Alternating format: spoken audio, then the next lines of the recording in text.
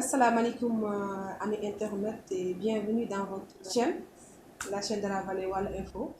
tey nag ñu ñëw ak yéen defal leen spécial 8 mars sargal soxna yi nga xam ne ñu ngi ci partout dans le monde entier di leen nuyu di leen def coucou bu mag a mag a mag di leen delloo njukkal ndaxte dans la vie lépp loo wax rek nga tudd jigéen ñi parce que ñun jigéen ñi ñooy nekk à la base de toute chose. ñun ñooy ndayu mbili lépp ñoo jur lépp ñoo ëmb lépp ci jigéen la soxee ko tey nag ñu ñëw def spécial 8 mars ànd ci ak ay ndaanaan pour ñu fàttali macha allah may am ci sama côté bii sama yaay buy Tata Abi Diop Sarr di ko sargal bu baax a baax ci 8 mars bi ñu dalal di fii tey ci plateau spécial bi ci ànd itam ak soxna madame Kane soxna Koura macha allah mu doon le censeur au niveau du lycée Maître Abdoulaye Wade de Dagana macha allah. doon ay jigéen ñi jàmbaare ñu xam ni kenn dootu leen présenté fii ci biir dëkk bi di biir Waalo tey ñu ànd ak ñoom di leen dalal mu doon mbégte lool nag Tata Abi maa ngi lay nuyu di la bàyyi nuyu ak askan bi. maa ngi lay fay Fama ma delloo la ko Tandiar Anta Diallo ñoo ko bokk su ma neexee tam ma ne Abdoulaye Mbaye Sawala ak yaay sama deratu borom kër di sama sang kon sama jarbaat nga sama sang nga di nuyu Koura naag sœur chérie di nuyu Sénégal yëpp di nuyu Waalo lu muy njëkk a wax damay fàttali démb la woon 7 mars 7 mars une date décisive dans le Waalo 7 mars 1820 de femme yi woon ca Ndeer bañ tey ñu ñëw nag 8 mars ba seen a jàkkaarloo askan bi waxtaane mbirum jigéen maa ngi nuyu ñëpp di sargal ñëpp incha allah. Maman Koura ñu ngi lay ziar. salaamaaleykum di nuyu donc mbokk internet yëpp ñu leen di waa Dagana donc le Sénégal les gens qui suivent et qui vraiment sont de cœur avec Waalo FM. di nuyu donc madame Nanda di la remercier vraiment ci choix bi ngeen porté à notre personne madame Ma di nekk sama njëkk tamit voilà et di nuyu également donc sama sœur bi nga xam ni wax dëgg yàlla sama mentor la sur tous les plans donc nekk aussi une référence madame Diop mooy Abibatou Sarr donc di la nuyu di kontaan trop am mbégte trop vraiment partagé ak moom plateau et di wax ni aussi dañuy commencer effectivement aborder dans le même sens donc mes sœurs donc souhaiter une bonne journée donc des femmes. On appelle aussi une journée internationale des femmes, mais également une journée internationale des droits des femmes. Parce que journée bi tëgguñu rek encore. Ça a été donc une longue lutte des femmes donc xeex ba tey yàlla bay dégg nga ñu mën a egg si tey amal suñu bopp. mais juste parenthèse bu ndaw. macha allah toutes les journées. voilà jigéen moom kenn mënu ko màggal ci benn journée seulement rek te dañu jël journée bi jagleel leen ko mu doon loo xam ne ça nous tient vraiment à cœur di kontaan lool nag ce fut vraiment un plaisir ñu dara leen ñeen soxna yu mel ni yéen fii ci biir plateau bi spécial 8 mars bi tey nag 8 mars ku ko wax ni jigéen la ñu war a waxtaanee ba tax na ci pour loolu rek dañu dugg ci biir waxtaan bi bëgg xam d'abord parce que bu ñu nee la femme c'est elle qui est à la base de toute chose. ñun ñooy lépp ñu nekk loo xam ne lu borom bi fonk la subhanahu wa taala ñu d'abord ñu ñëw bëgg waxtaanee d'abord lan mooy taxawaayu jigéen bi ci biir këram maanaam jigéen naka la war taxawee ci biir këram ci njabootam yëpp ci borom këram ci ay doomam ak lépp rek ban taxawaay la fa war a am. ma sawar trop répondre ci question boobu parce que déjà jigéen laa yaay laa. taxawaayu jigéen kenn mënu ko natt ndax angle bool laa rek mën nga déjà soo nekkee yaay yore yar yaay joxe le bon exemple yaay defar yaay gaar soo nekkee jabar yaay muñ yaay mottali yaay gaar ba tey moo gaar di ñëw rek mooy defar nga ñëw dans la société taxawaay sa dëkkandoo taxawaay sa famille taxawaay sa ay am di jàmm ba tey yaay defar yaay gaar donc on peut dire que la femme est le noyau d'un grand flux qui est le monde man noonu laa koy dugal jigéen daal nu ma koy jàppee man. dama koy jàppee maanaam xooxu mango boobu ci biir mango bi. di aar la chair. voilà. noonu laay jàppee jigéen. est-ce que bu mu toogee di war a wax ci jigéen defe naa benn bés toy ak partout ces femmes la femme est partout. everywhere. ci biir taxawaayu jigéen ci biir këram boobu. bien ñu ñëw rek xalaat aussi. donc comme El Hadj jigéen bi jigéen dafa nekk ndey. nekk sœur nekk xarit nekk manager. nekk donc yëpp. donc boo xoolee. jigéen bi ñu ko wàccee ci société sociale. donc loolu rek laa ci mën a wax. dégg nga parce que elle a vraiment tout développé. macha allah voilà. et que aussi on ne peut pas parler aussi de développement sans les dames. non sans jigéen boo ko génnee. il suffit que pari jigéen bi. jigéen bi nga mën a defar jigéen donc li nga gis nag ma ci société bi ak lépp c'est déjà gagné voilà. donc suñ ko déggee ça veut dire que ni si toutefois rek ñu fexe ba jigéen bi baax. rek macha allah lépp day daal di baax. donc ça veut dire juste que ni c'est la femme qui est à la base de toute chose. mu nekk lu ñuy dëggal bu baax a baax. dañuy fuutal rek jëm ci biir waxtaan bi. parce que actuellement dans le monde actuel chaque fois dañ doon xeex les droits de la femme. boo xam ne moo waral tey journée bii ñu décrété que muy journée mondiale de la femme. ñu gis ni depuis lors à chaque fois les femmes ñu ngi émancipé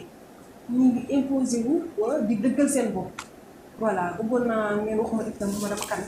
naka ngay gisee loolu le fait que de jour en jour on constate que ni les femmes ñu ngi dëggal seen bopp ñu ngi taxaw ñu ngi nekk devant la scène. bëgg naa noo ko jàngee. en fait ci mu nekk un élément donc essentiel comme ni ma ko baree parce que actuellement avant loolu d'abord on a vu qu'il y a beaucoup d'inégalités. donc inégalité yooyu pour ñu mën ko résoudre surtout ci côté muy côté culture muy côté ci yenn pensée surtout au niveau de l'Afrique. que jigéen dañ ko doon léegi toujours au second plan. mais on a compris qu'aujourd'hui comme sànq ni ma ko waxee. que lépp jigéen boo formé jigéen. nga jox ko li nga ko war a jox. foog naa ni objectif yu bari da nga koy atteindre. Là, je vais étoffer ma sœur. Quand on parle d'autonomisation, que la femme soit autonome. ñun d'abord ci su jigéen ñi. daf ci am ñoo xam ne seen mental. lépp góor la ko war a def. man je dis non. man jigéen. bi yàlla may bakkan. may ma doole may ma xel. peut-être que ni on dit que c'est le sexe faible mais pas dans tous les sens. nit day gëm bopp. gëm boppam mooy mën jëriñ sa bopp mën jëriñ sa njaboot. jëkkër naam dëgg la. mais ñaari loxo mooy takk tubéy ñaari loxo mooy. c'est bien sûr. tey jii ça j'ai l'habitude de le dire à toutes les femmes tant que sa jëkkër jëndul lal doo jënd lal moi je suis pas d'accord. à la maison. quand sa jëkkër jëndul frigo doo jënd frigo non. pour l'équipement de la maison d'abord. man si tu travailles et tu as les moyens n'attends pas le mari. mu jàppi fii mu dem mais autonomisation boobu tey des ça se reflète même dans les gouvernements quand on parle de parité on le dit comme ça mais ça à l'Assemblée nationale il y a combien de députés femmes il y a combien de députés hommes. donc ça veut dire que ni loolu rek mooy wane ni parité bi dañ koy wax. mais en fait c'est pas encore effectif peut-être ça ne peut pas être effectif noonu. peut-être goutte à goutte ça va venir. mais pour le moment ba tey des na. mais les femmes. La femme en tant que telle, la femme dans son soi, comme je crois que madame c'est ce qu'on dit quand même, donc dans son intérieur, femme bi mën na am autonomisation boppam moo koy créer d'abord ndax nag bay sa wew taan pour man ci kër gi lay jëkk commencer ak ci njaboot n'attendons rien des hommes dañu dollante jàppalante demal sax voilà.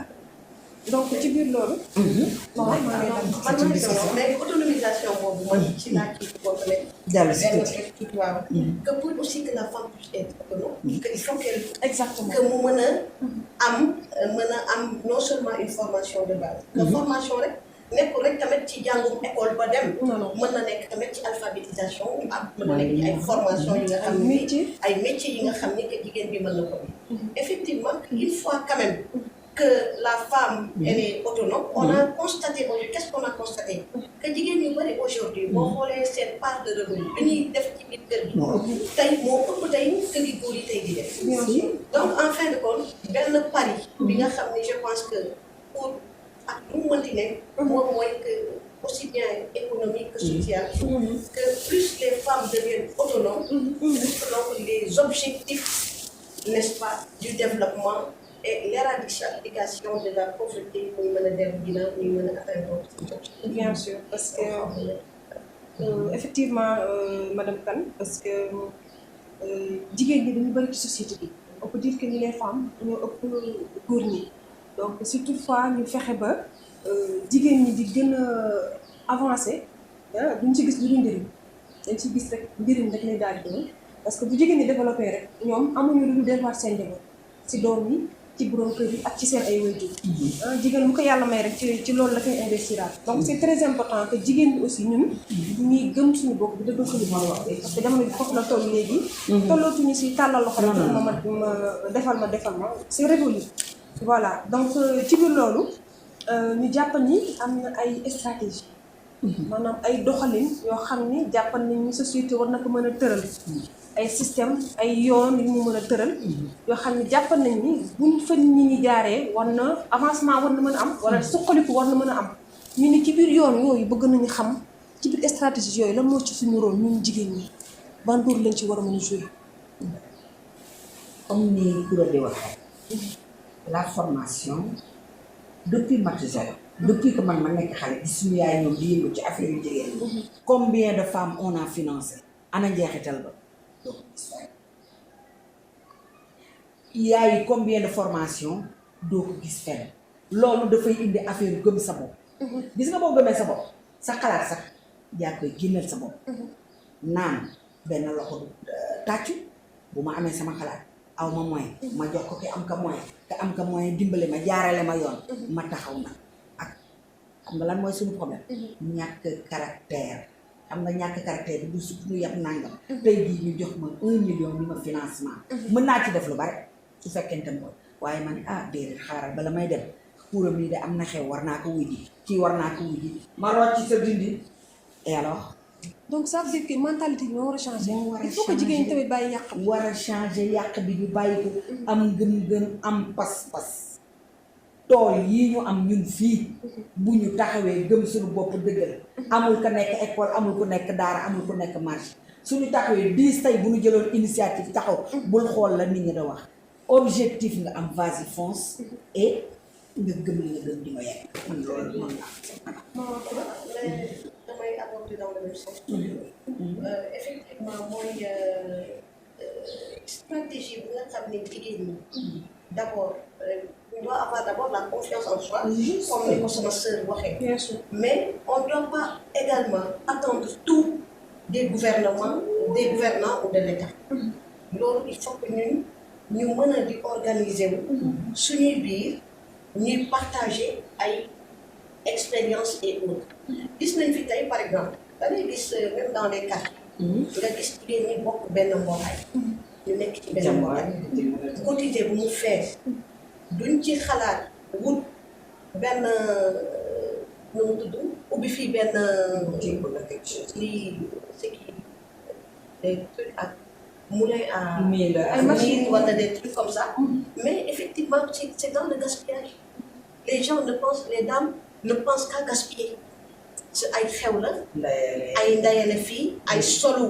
ay wane ni nga toll yére bu rafet ainsi de suite alors que les gens ont dépassé ça. On doit rien attendre aussi des autres,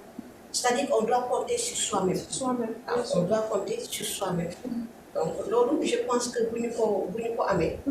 je pense que dina mën a dimbali nit ñi que ñu participer donc ci largement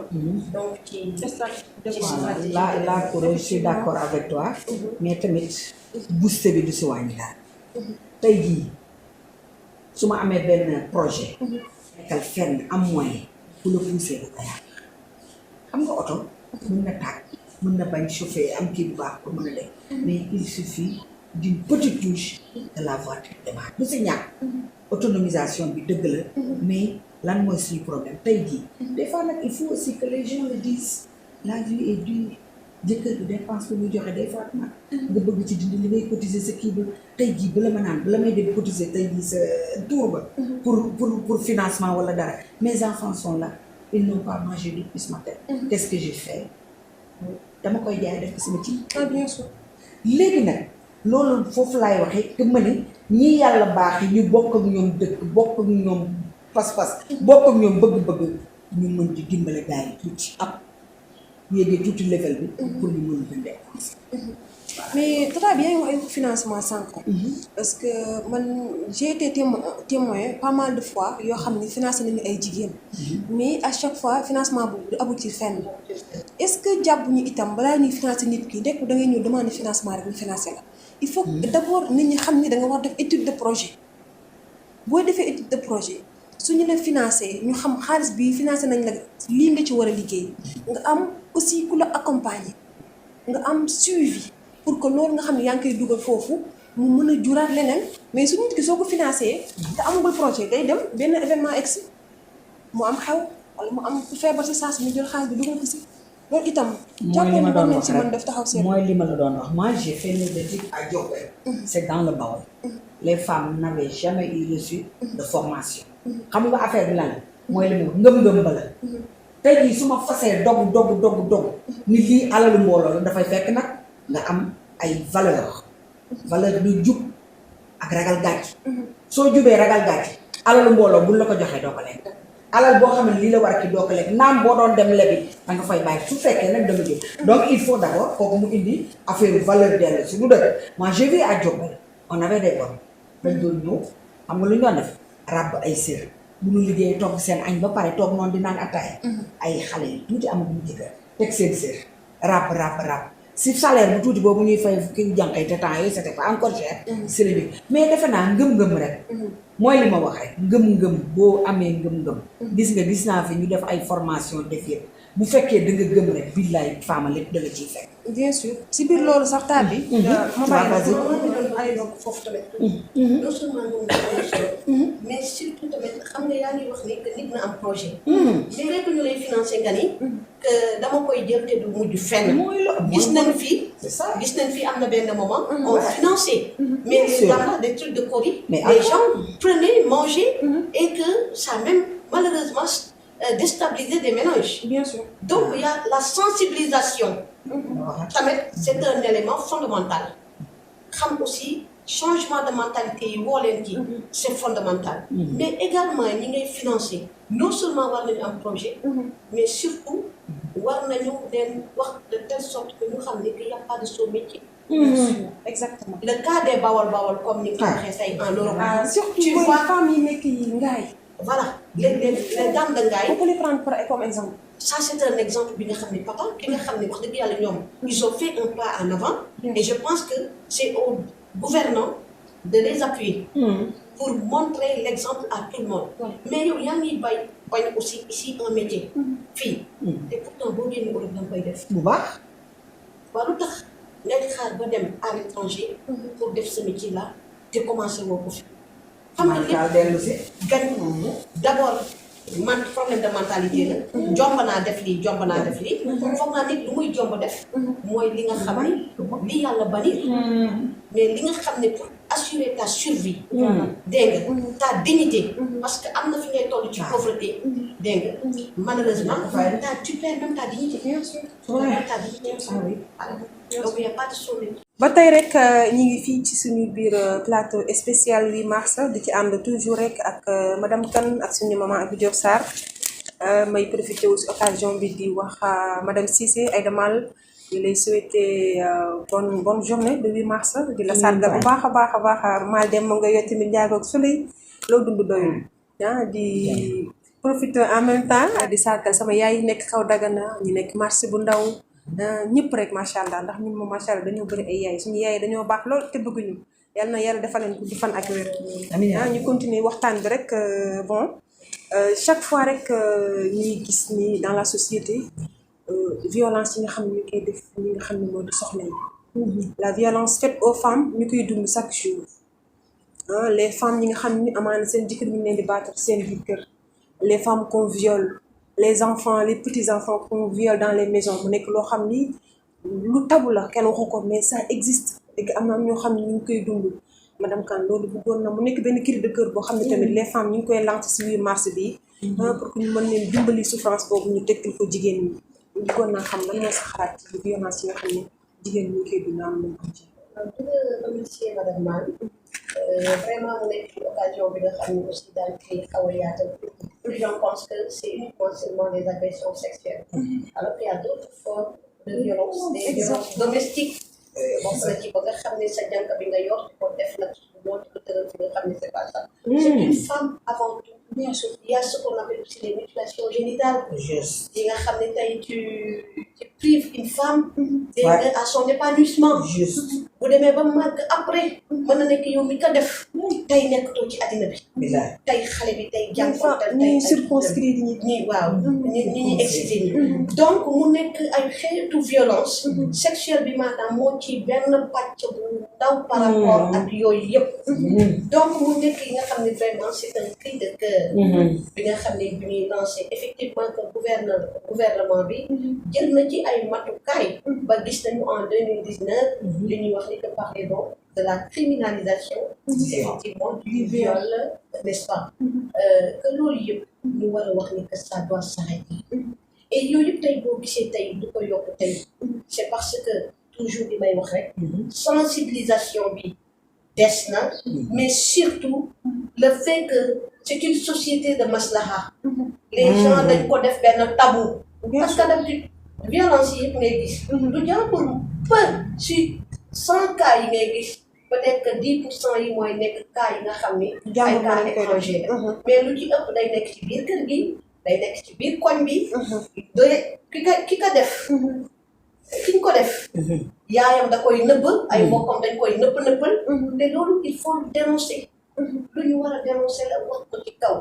que gars yi bàyyi di ko def comme étant un délit mais criminaliser ko carrément jël ci ay mesures yu nga xam ne yu sévères parce que boo defee une violence à une femme écoutez psychologiquement donc violence dafa nekk li nga xam ne mën na tax sax surtout bu ñu ñëwee ci côté cas viol yi une femme tu l'as tué mën na fa jaar sax ba àddinam jeex que moom dootul nekk di du am borom kër day am tout le temps que chaîne bi dafay dellu si waat donc mu nekk ay affaires yi nga xam ne que jigéen ñi war nañ ci gën a taxaw d'abord def ay plaidoiries continuer ko mais sensibiliser encore ñu ñu nekkal mais bañ ko def une question tabou bañ ko def surtout une question tabou xeex tabou yooyu mooy wax ci fuñ ko war a waxee et puis ñu bàyyi nëppal bi maslaha mbokkalaat yooyu mbokk bu demul ba am kersa dina def yenn yi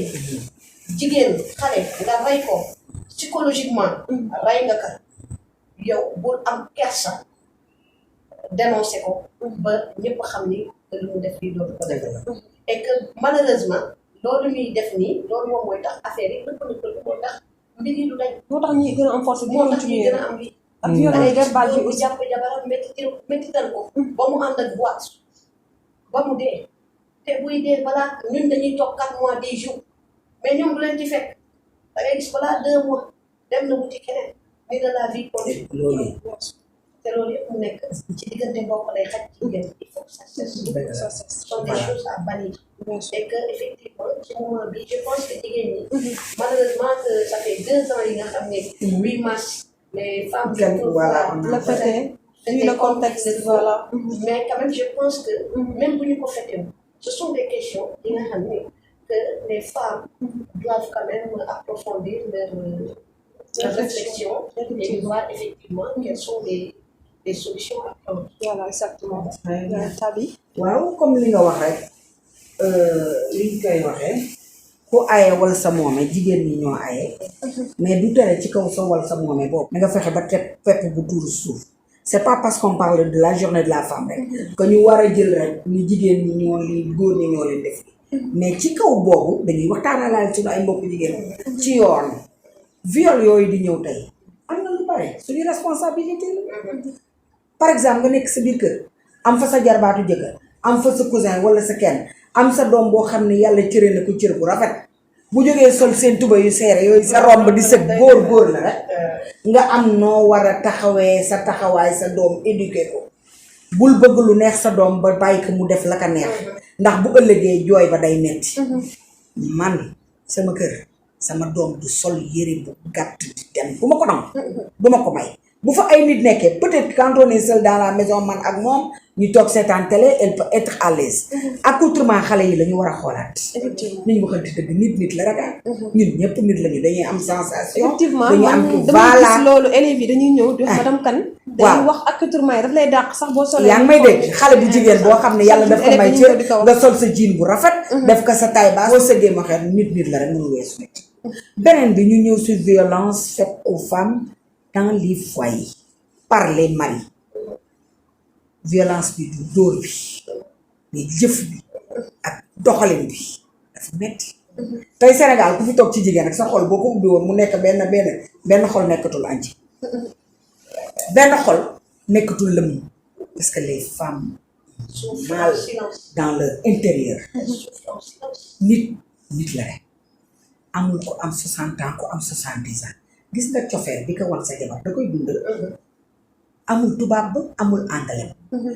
góor boo jógee mu jox la sa ñaar dërëmam nga yokki sa ñeenti dërëm toggal ko lu neex lalal ka lal bu rafet defal ko cuuraay loolu yëpp pour lal daf sa bànn et pourquoi ñoom si seen côté nag dañu war a joŋee jëmali suñu pourquoi ñoom ñu pensé ni voilà chaque fois jigéen rek moom war a bànneexu jëkkëram non c'est là où je veux en venir donc c'est une mutualité la war a doon malheureusement mutualité la war a doon ñëwal ma ñëw la war a doon tey jii su ma la lalalee jënd dara bu rafet lal ka def si sama ay pétales rose ak samay kër def sama cuuraay jënd sama ganaar toggal la yow am na noo mën a waxee de petit cadeau du ñu tubaab de mais tubaab ak anglais bi jëf ju baax ñëpp ko bëgg voilà donc il faut que nos hommes apprennent à être joŋés pour le cœur des dames on en a besoin nit lañu yàpp lañu am ak res ak yëg-yëg il faut ñu ñuy neexal jigéen difficile tey ji sa jëkkër mën na la def jëf ci du métti mais il suffit que mu ñëw toog nii nangam soxna si nangam mais nit la ko doon nit la rek ñun tamit ñu bañ di abuser mooy lan dafa am lu fi maam bàyyi ko lu ñu nekk si modernité nos valeurs d'antan il faut muy des ci kër gi ñu def symbiose tey jii boo amee sa jëkkër mu am ay rakkam nga ni duñu dëkk sa kër non de quoi baaxul ñu daal di jël diaboliser les belles-mères et les belles-sœurs c'est pas toujours le cas il faut que l'on soit en famille def benn ordre comme nekk ay yemb nekk benn ci benn ku macc jox sa moroom macc jigéen góor ñi daal lu ma leen di ñaan jigéen moom ku yomba neexal la nañuy neexal jigéen ñi di jéem daf seen bànneex moom bu yeeyoo cuuraay baag togg bu neex ba yow yeeyoolal jaaro or bu ndaw soo ko amulee tey boo demee si marché boo jëlee sa jabar benn 6 jaar vax ñëw maa cocotte ma chérie maa nangam sànni kàddu bu neex sax rey na jigéen lu ne jigéen yomb naa bégal jigéen ñi de kàddu bu neex sax rey na leen kàddu bu neex rek la leen dañoo yomb nax nag lan ngay nax aussi on en a besoin quand même on en a besoin si temps bu daanale rek laay yëkkatee day leen nax jigéen ñi parce que les femmes on en a besoin comme ni ko taa bi waxee ku am sa borom kër bu doon ta sago tey ngeen am complicité boo xam ne kenn mënu ko natt fenn parce que sa borom kër bi nga xam ne moom moo la war a apporter bonheur ak joie su la ko joxoon foo koy jëlee billaay nañu mel ne sama waa ji jàppale leen nag mel na ko ak sama waa ji ma ak mën a neexal jigéen voilà c'est vrai donc lu mu ñàkk daa ko muñ gis nga góor bu la yërëmee lu mu ñàkk daa ko muñ bien sûr su la góor neexalee lu mu ñàkk daa ko muñ maa la ko wax donc on en a besoin quand même on en a besoin donc ñoo ko déggandoo les hommes bàyyi leen xel ci loolu bu baax a baax madame Kane nga nekk macha allah une femme battante nekk le censeur au niveau du lycée surtout de Dagana à chaque fois man peut-être ci amaana xaw ma la woon mais surtout yàgg naa ko dégg surtout élèves su ñu ñëwee madame Kane ñi naan non madame Kane dama ko fan xam nga genre élèves yi dañ lay ñëw di la kaañoo mu neex loolu nag en tant que femme vraiment ñu koy saluer bu baax a baax di la ñaanal itam yal na yàlla yokk ka te gën la barkeelal bi jaay Nabil Moustapha donc vraiment nga diriger ay góor nag mu nekk loo xam ni c'est pas évident doon njiit ci biir école bi professeurs yi ay góor ay jigéen nga jiite leen mu doon loo xam ne c'est pas quelque chose de simple ñu bëggoon xam naka nga koy dundee madame Kane loo koy gérer en tant que femme. voilà di sant yàlla d'abord bu baax. di julli ci sama encore une fois. di remercier. ñaari way ñaan yàlla sax seen allahumma amiin allahumma amiin waxal yi di voix di tuuti rek waaw ak bépp jullit alors di remercier également c'est le moment de remercier donc mon proviseur qui a eu confiance en moi monsieur Khalifa Seck parce que ce n'était pas évident et ce n'est pas évident d'abord d'être avec ton ancien élève bi nga xam ne moom a jàngal 6e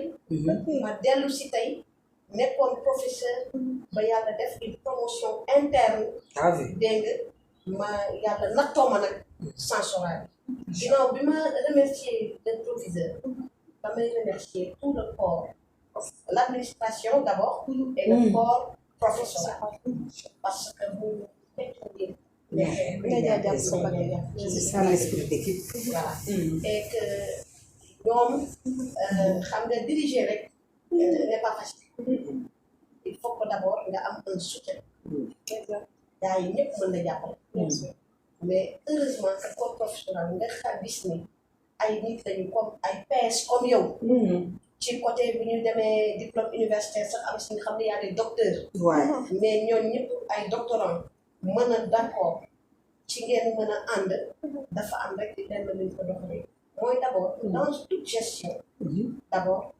il faut qu'il y ait la confiance. Juste. Respect C'est la base. Confiance dafay am. dégg nga deuxièmement ñu wane encore surtout que ñu def bañ a def une gestion bi nga xam ne nga toog rek sa bureau tu t'enfermes ngay def mais tu fais une gestion collégiale. dégg nga impliquer tout le monde. man peut-être bi ma ñëwee loolu moo ma jàppale. mooy que bi ma ñëwee j'ai tendu la main à tout le monde j'ai dit ici tout le monde. Nous sommes tous des enseignants. Voilà. Diplôme yi ma am moom la keneen yi am. Je les ai tendu la main ñoom aussi ñu ànd ci une grande humilité. ñu ànd ci une grande humilité foofu laay duggee peut-être tout ci côté leadership féminin. mooy faire de telle sorte que de mën a diriger un groupe.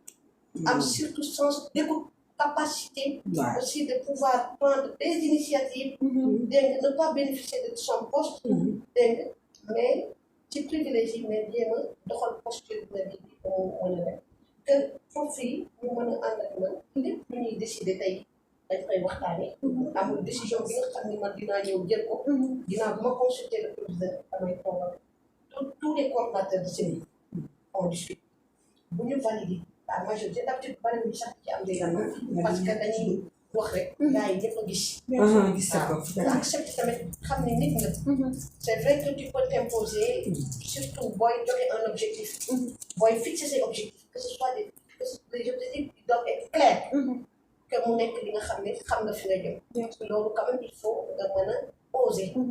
parce que confiance en soi bi te mën a xam li ngay teg gars yi bu leeree ci sa bopp day leer ki ñoom dina doxal ko pour déglu ko nekk ñëpp ñu tekk nag ci yoon ci ay texte ñu ànd ak man ñu liggéey ante tamit ay xale yi nga xam ne franchement c'est le moment aussi de rendre hommage à ces élèves de Dagana parce que vraiment man damay sant yàlla c'est 3 ans yi may diriger lycée bi nekk de censeur doo ci am cas d'indiscipline ay xale leen xam nañu ñu nekkal ni diggante seen i tante seen i bàjjen ak seen i nijaay et que vraiment ça va bon du ñàkk nag ñàkk dans toute gestion nga xaw ngeen am tuuti caractère réeroo dégg nga parce que li nga nekk jigéen parfois peut-être ñenn ñi daañu la tout au début c'est un peu difficile c'est vrai que c'est un peu difficile pour dañuy xool rek comme en tant que femme célibataire nga bon kii kat mënul diriger sa kër dafay diriger mais macha allah par l'aide d'Allah alhamdulilah tey moom sant yàlla yàlla jëm kanam macha allah yàlla doon sutura rek ñu ñëw suñu dernière question rek parce que suñu toogee waxtaanee jigéen jàpp naa ne suba du ñu pare parce que jigéen ñi ñooy lépp rek mais dañu bëggoon rek juste si fin émission bi ñu sargal taa bi jigéen ñi nga xam ni ñu ngi si jëngatu ci wàllu mbay bi. donc jigéen ñi am jom yu am taxawaay. yu am engagement ak détermination. waaye itam bañ a fàtte jigéen ñi nga xam ne ñu ngi nekk hôpitaux yi ak fi mbas bi toll. di assister les femmes. les femmes sages-femmes yeeg infirmières yeeg. ñeneen ak yeneen les femmes policières. les femmes yi nga xam ne ñu ngi nekk ay gendarmes. ñuy ñëw nekk ay pompiers. vraiment jigéen ñi ay jàmbaar lañu. parce que amul corps booy laal au Sénégal actuellement rek te jigéen ñu nekk ñu fa. jigéen ñaa ngi ci médecine bi ñu ngi fi nekk rek di bay seen waar donc ñu taxaw foofu rek. sargal leen tuuti rek dina am solo. comme niñ koy waxee rek bala ngay tal lekk wér. kon bala ñuy commencer fenn. dañuy dem si santé ak contexte actuel bi. ça fait 1 an. comme patauge si Covid bi. bien sûr. yaa ngi comme benn moom. tey ñi ci duggoon ba génn si wér bi day des parce que da ngay perdre yenn affaire yi. donc ñu moytu. takk suñuy masque respecter toujours nag les mesures barrières parce que mi ngi fi toujours jigéen ñi nekk ci santé wàcc sa borom kër wasin doom bu am 2 at nga war fanaani hôpital imagine kon jigéen mosul des gannaaw man je dirais sooy limee dugg ci éducation bu dugg feneen dugg naa dangay mujj sax def xanaa hors sujet kon ce que je vais dire et je le dis à cœur joie. Moi, je dirais vive la femme. Vive la femme. Vive la femme. Ah oui, vive la femme. Maman. Même chose rek. di rendre donc hommage à ces braves dames. dañuy nekk ay jigéen jàmbaar. taxawaayu boobu dans les services. te taxul bu ñu ñëwee ba jege ci buntu kër yi. ñu dindi manteau taxawaayu góor boobu. teg ko fee sol seen yére. jigéen rek laa jaamu yàlla laa damay fas tarbiyu sama borom kër ba may ba di yàlla di def donc jigéen ñooñu ñu ngi sargal dañuy sargal jigéen ñëpp mais rawatina jigéen ñi nga xam ni malgré seen grade malgré seen poste que bu ñu ñëwee ba ci buntu kër yi dañuy simmi yére yi grade yëpp la ñuy teg ci biti sol yére jigéen rek la sama sang moom laa fas yéene dara donc remercier mooy tamit di leen féliciter di leen féliciter bu baax a baax a baax a baax encouragé donc waa santé di leen wax ni gàcce ngalaama kay parce que malgré tey mbas mi fu mu toll sonn ñu dawuñu mais di ci remercier également surtout les partenaires de la santé les bàjjenu gox exactement ce sont des bonnes et braves dames on les a ay mag surtout ay mag amuñu moyen surtout fii à Dagana nga gis leen ndeysaan naaj bi lu mu tàng ñu ànd ak waa santé agent d'hygiène di dem di sensibiliser vraiment chapeau ak les dames di la tamit surtout toi hein agriculture bi dañ ko brossé woon laal bi essai maanaam épine la ci kaw romb dëgg ko gaañu bañ ko dëgg mu gaañ keneen xam nga mooy lan quand je dis ça dañuy jël rek agriculture defe ne jigéenu Casamance wala Ross Béthio ñoo ko waroon pourquoi pas ñu bay sa wewu tànk la région du fleuve ñu de allah gaa yaa ngi jóge àll ba ñoo dagg si tool yi jënd tool yi ñu bàyyi leen ñu jóg si tool bu ëllëgee ñu kii sa kaw suñu problème nañ ko jéem a faj defar suñu kànd tey jii bantu garab gi buñ ko jëlee teg ko ni ko yow la ñu jiite boo ko defee njiit mu nekk njiit si lu wóor kenn mënul tey jii président Macky Sall mi yore réew mi tey jii mënu fi yëkkati benn bant bureau lay toog bind def leen kan mooy exécuter ceux qui sont derrière si Dagana jigéen ñi laay ñaan ni ñu taxawaat xoolaat suñu toogaay jublu ci mbay nag macha allah mu doon am solo il y a le cas de Richard Toll qui doit être un exemple patent waaw des femmes jusqu'à 3h 4h du matin tu vas à Richard Toll tu les trouves dans les garages en train de vendre bien sûr duñu nelaw duñu def ay kooku def alors donc ñun nañu xoolaat voilà donc y a pas de sous-métier mentalité bi daal mentalité bi moo des lu jar a defaraat la voilà depuis tout au long de l'émission ñu ngi koy wax mentalité bi lu jar a defaraat la gëmal suñu bopp nañ ko bàyyi xel dégg naa sànq si biir waxu madame Kane mu naan il faut oser te damay faral di dégg sama benn tonton mu naan qui ose gagne maa ngi koy nuyu de passage tonton Fatou Gassama may leen ziar donc qui ne risque rien à rien donc il faut oser incha allah les femmes il faut se mettre devant la scène di jéem a concrétiser li nga xam ne mooy seen objectif il faut ngeen def loolu leen mën l'essentiel na tegu si yoon bu jub rek ngeen ànd ak borom bi wóoloo ko jéem a accomplir seen ay projet kenn ku nekk am na ay rêve mais soo jéemul benn pexe du réaliser donc yal na yàlla doon ñu jàppale maa ngi leen di remercier bu baax a baax ngeen def seen mot de la fin rek parce que expliqué nañu ci jëppandaw émission voilà comme ni ñu koy waxee rek la vie est un éternel questionnement waxtaan boo waxtaan rek war nga ci génne beneen question boo war a résoudre bien sûr du dëgg wala sama njàng yàgg na de dafa mel ne dama fàtte de tu as raison de en tout cas daal ci biir wax ji boo waxtaanee benn waxtaan bu waxee day am njeexital man damay sàkk ñun jigéen dara tey mun na doon yow man ak yow ñu yëkkati initiative doon ay porteur de voix doon ay yeetekat doon waxtaanekat di tobbeeg sa woote conférence wala dara bu mbas mi jeexee yàlla may ñu ko ñu yee jigéen ñi ànd taxaw ku nekk ni secteur bu nekk lii la mën a def lii la mën a def balay kenn ñëw di ñu former ñu préparer suñu bopp mën na nekk di waxtaane li ci biir kër yi di waxtaane doxin yi di waxtaane nu ñuy toppatoo njaboot gi di waxtaane nu ñuy jàppee borom kër yi ak lu ñuy jàppantee suñu biir nag ndax jigéen ñi bu nu booloo nekk benn kenn duñu ëpp doole donc yal na yàlla defal nu jàpp loolu maa ngi sant waa Waalo Info je vous suis lu bare daf may échappé mais su ma duggee seen site dama koy am yal na yàlla defal leen njeexital bu am positivité yal na yàlla taxawal leen dëgëral leen may leen matériel ma di ko waxaat duma ko tàyyi autorité yi si dëkk bi nañ leen dimbale may leen moyen jàppale leen ku leen dimbale ngeen dem macha allah vive la femme votre dernier mot voilà di lancer un appel di wax ni surtout nos sœurs que dañu xam ne dimbal na fekk ci loxol borom et que nit pour nga mën a liggéey réussir li ma wax rek la confiance en soi dafa am solo bu ñu xaar ci kenn mais pour loolu tamit ñu mën ci dem tamit formation bi nañ ko privilégié nañu wàññi faw mi distraction yi te jublu ci formation jublu ci njàng parce que bés bi ngi ñëw nit bu la bëggee jàppale sax te amoo dara aucune formation mënu la dig mënu la jàppale donc loolu donc il faut lancer un appel di wax ne on référence ñun dañoo am ay référence ba pare liñ fi am rek ci plateau référence tabaar fakal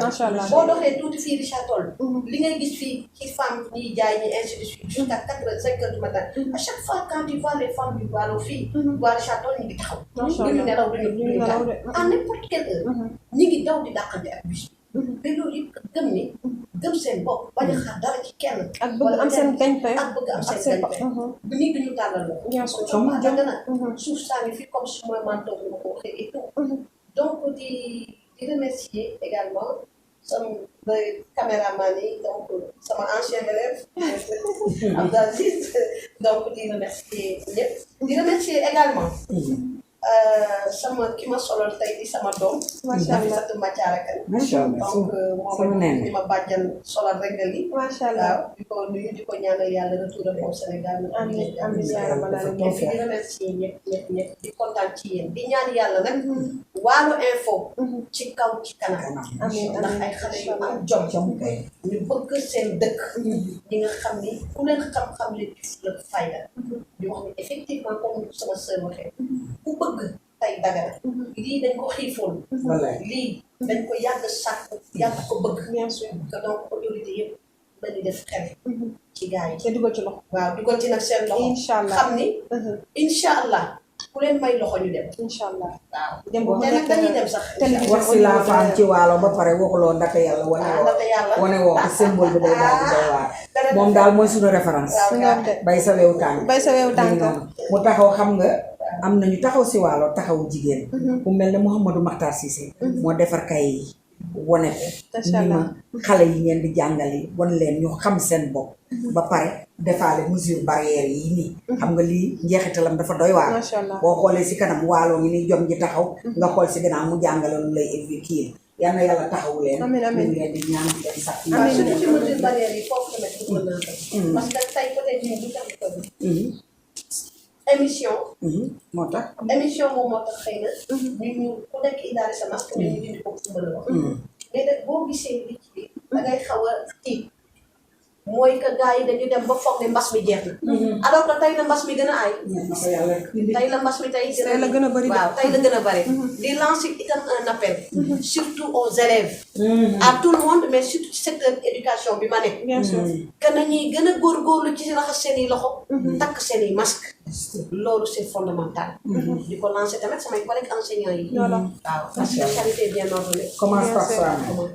effectivement mu doon lu am solo yéen a ngi woon fii ci seen chaîne Waalo Info. ñu àndoon ak yéen ci spécial 8 mars. donc vraiment di remercier madame Kane bu baax a baax di bég loolu ci nangu bi nga xam ne nangu nga ñu ñëw ci plateau bi bien que jàmpoon na lool nag c'était pas évident. tout comme taa bi ñu ngi lay jaajëfal vraiment ci disponibilité bi ak bàyyi si yitte yëpp ñëw assister li nga xam ni ça veut dire que juste que ñu Dagana rek la ñu am et que lépp loo xam ni dina ko jëmal ci kanam on est prêt pour dugg ci suñu loxo pour mën a jëm ci kanam